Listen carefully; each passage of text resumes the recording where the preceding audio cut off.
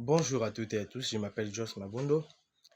Alors aujourd'hui, je vais vous présenter la synthèse d'un ouvrage intitulé Images des organisations de Gareth Morgan, un livre passionnant qui nous apprend, qui nous amène à voir autrement les organisations. Alors dans cette vidéo, je vais vous expliquer les concepts clés de cet ouvrage et l'usage des métaphores. Ensuite, je passerai en revue les 8 images principales que Morgan nous propose. Et pour finir, je vous montrerai ce que ça change concrètement dans notre manière de comprendre et de gérer une organisation. Alors installez-vous bien et c'est parti pour un voyage métaphorique au cœur de son organisation.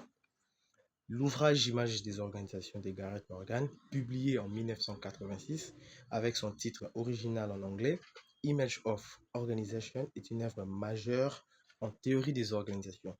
Morgan y propose une approche innovante et métaphorique pour comprendre les organisations en mettant en lumière la manière dont notre perception est influencée et par les images mentales ou métaphores que nous utilisons.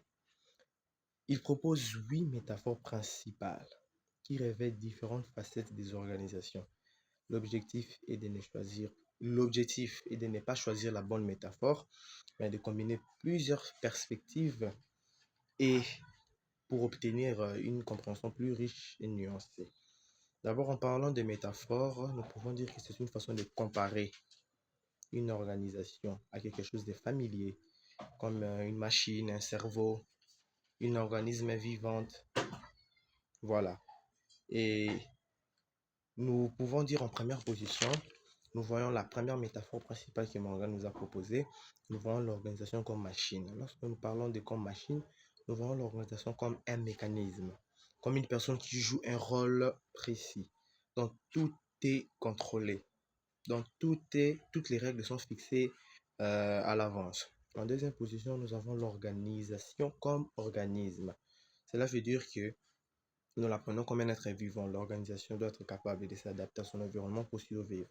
Exemple d'une entreprise qui change de stratégie face à une crise économique. En troisième position, nous avons l'organisation comme cerveau. Lorsque je parle de cerveau, nous voyons un système cognitif.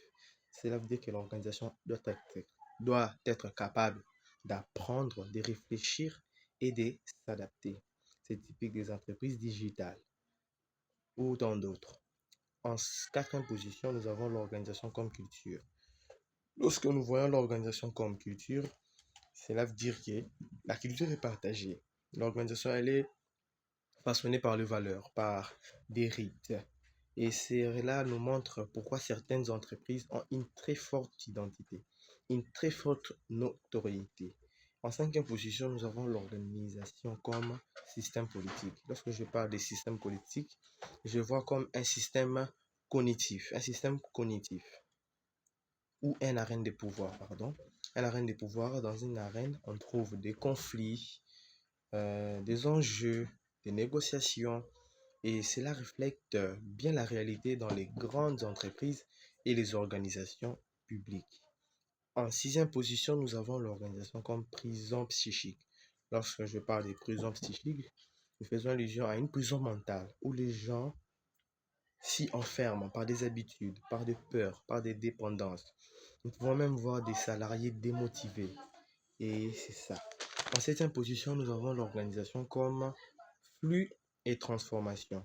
Lorsque je parle du flux et transformation, c'est comme un processus en constante évolution, en constante évolution. Elle change sans cesse et même de manière imprévisible. Et cela reflète bien les entreprises en pleine transformation digitale ou en phase de croissance rapide. En dernière position, nous avons l'organisation comme instrument de domination. Lorsque je vois instrument de domination, nous le prenons comme un outil de contrôle. Un outil de contrôle où elle impose ses règles. Elle contrôle ses membres. Nous prenons l'exemple des multinationaux dans des pays en voie de développement ou en développement qui viennent et imposent leurs règles qui contrôlent ces agents. Et c'est là. Et dans tout, nous devons retenir qu'aucune métaphore ne suffit à elle seule. Parce que Morgan nous incite, nous pousse à l'utilisation de plusieurs métaphores pour mieux comprendre les dynamiques organisationnelles. Bien évidemment que cela dépend des styles, des métaphores que nous allons utiliser ou des gestions. Mais l'objectif de Morgan est de ne pas prescrire un modèle unique, mais de déconstruire les modèles dominants d'ouvrir notre réflexion et inviter notre pensée critique. Voilà, pour conclure, c'est que Morgane nous montre et qu'aucune image ne suffit à elle seule. Je leur ai dit, aucune image ne suffit à elle seule. Parce que chaque métaphore éclaire un aspect et cache un autre.